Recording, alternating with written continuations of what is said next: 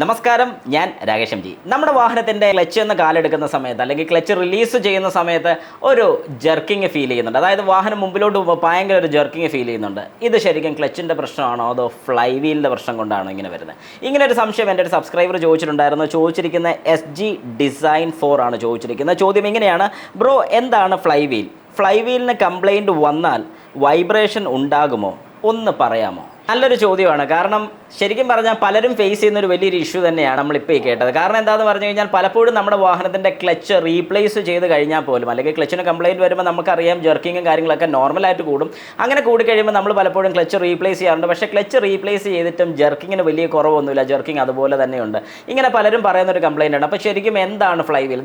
ഈ കാണുന്നൊരു യൂണിറ്റാണ് ഫ്ലൈ വീൽ എന്ന് പറയുന്നത്. ഫ്ലൈ വീൽ എന്ന് പറഞ്ഞാൽ ശരിക്കും നമ്മുടെ എഞ്ചിനിൽ നിന്നുള്ള ഡ്രൈവ് നമ്മുടെ ഗിയർ ബോക്സിലോട്ട് ട്രാൻസ്ഫർ ചെയ്യാൻ വേണ്ടി, അതായത് എഞ്ചിൻ്റെ കറക്കം നേരെ ഗിയർ ബോക്സിലോട്ട് കൊണ്ടുവരാൻ വേണ്ടി യൂസ് ചെയ്യുന്ന ഒരു യൂണിറ്റാണ്, അല്ലെങ്കിൽ ഒരു മെറ്റൽ ഡിസ്ക്കാണ് ഫ്ലൈ വീൽ എന്ന് പറയുന്നത്. ഫ്ലൈ വീലിൻ്റെ ഒരു കൃത്യമായ ഒരു എക്സാമ്പിൾ പറയാനാണെന്നുണ്ടെങ്കിൽ പലപ്പോഴും നമ്മൾ കണ്ടിട്ടുണ്ടായിരിക്കും കൊച്ചു പിള്ളേരുടെ കാർ, അതായത് ഫ്രണ്ടിലോട്ടൊരു 3-4 പ്രാവശ്യം നമ്മളിങ്ങനെ വലിച്ചു വിട്ട് കഴിഞ്ഞാൽ സ്പീഡിൽ പോകുന്ന ഒരു കാറ് പലരും കണ്ടിട്ടുണ്ടായിരിക്കും. അതിനകത്തൊരു വെയിറ്റ് ഉള്ളൊരു വീല് വരുന്നുണ്ട്.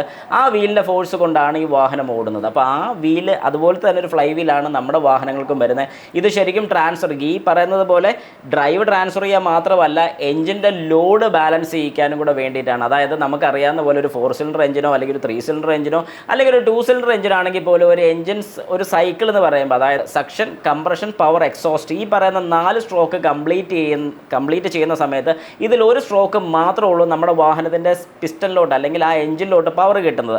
അതുപോലെ 4 എണ്ണം വരുന്നുണ്ട്. അപ്പോൾ അങ്ങനെ ആകുമ്പോഴത്തേക്ക് അതിൻ്റെ ഒരു മൊമെൻറ്റോ, അതായത് ഒന്ന് കറക്കി കൊടുത്താൽ പിന്നെ ബാക്കി കറങ്ങാൻ വേണ്ടി യൂസ് ചെയ്യുന്ന ഒരു ഐറ്റമാണ് ഈ ഫ്ലൈ വീൽ എന്ന് പറയുന്നത്. പക്ഷേ ഈ ഫ്ലൈ വീൽ നമ്മൾ മെയിനായിട്ട് യൂസ് ചെയ്യുന്ന ഒരു കാര്യം എന്ന് പറഞ്ഞാൽ, ഇതൊക്കെ ഉണ്ടെങ്കിൽ പോലും നമ്മൾ കൂടുതൽ ശ്രദ്ധിക്കുന്ന ഒരു കാര്യം എന്ന് പറഞ്ഞാൽ ഡ്രൈവ് ട്രാൻസ്ഫർ ചെയ്യുക. അതായത് നമ്മുടെ ഫ്ലൈ വീലിൽ നിന്നും ക്ലച്ച് വഴി, ക്ലച്ചിൽ നിന്നും ഗിയർ ബോക്സ് വഴി, ഗിയർ ബോക്സിൽ നിന്നാണ് ടയറിലോട്ട് ഡ്രൈവ് പോകുന്നത്. അപ്പോൾ അങ്ങനെയാണെന്നുണ്ടെങ്കിൽ ഈ ഫ്ലൈ വീലിന് എന്തെങ്കിലും പ്രശ്നം ഉണ്ടെങ്കിൽ ജർക്കിങ് ഉണ്ടാവുമെന്ന് ചോദിച്ചാൽ 100% ഉണ്ടാകും. കാരണം എന്താണെന്ന് പറഞ്ഞാൽ, ഇതിപ്പോൾ ഒരു ക്ലച്ച് ഡിസ്കാന്ന് വിചാരിക്കുക, ഇതൊരു ഫ്ലൈ വീലാണെന്ന് വിചാരിക്കുക. ഈ ക്ലച്ച് ഈ ഫ്ലൈ വീലിലോട്ട് ചെന്ന് ഒട്ടി നിന്നിട്ടാണ്, അല്ലെങ്കിൽ ഇങ്ങനെ പിടിച്ചിട്ടാണ് ഇത് തിരിയുന്നത്.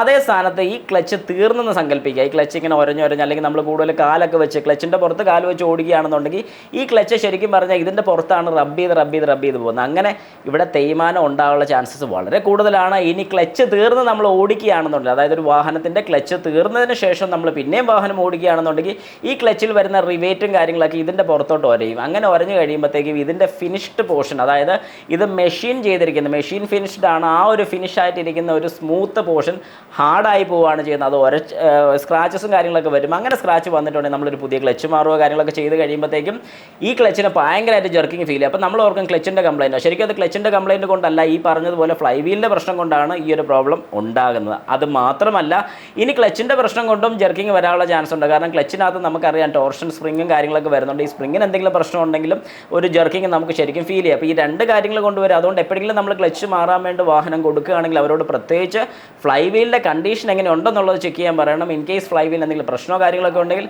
ഉറപ്പായിട്ട് ആ ഫ്ലൈ വീലും കൂടെ മാറി വിട്ടോണം. അങ്ങനെയാണെന്നുണ്ടെങ്കിൽ നമുക്ക് ആ ക്ലച്ച് മാറുന്നതിൻ്റെ ആ ഒരു സീരീസ് പെർഫെക്റ്റ് ആയിക്കോളും. കാരണം ക്ലച്ച് മാറുന്ന കൂട്ടത്തിൽ ഇതിൻ്റെ ഫ്ലൈ വീൽ എന്തെങ്കിലും രീതിക്ക് സ്ക്രാച്ചസ് ഉണ്ടെങ്കിൽ ഉറപ്പായിട്ടും മാറി വിട്ടോണം. അങ്ങനെയാണെന്നുണ്ടെങ്കിൽ ജർക്കിങ്ങോ കാര്യങ്ങളോ ഒന്നും നിങ്ങൾക്ക് ഭാവിയിൽ പോലും വരാതിരുന്നുള്ളൂ.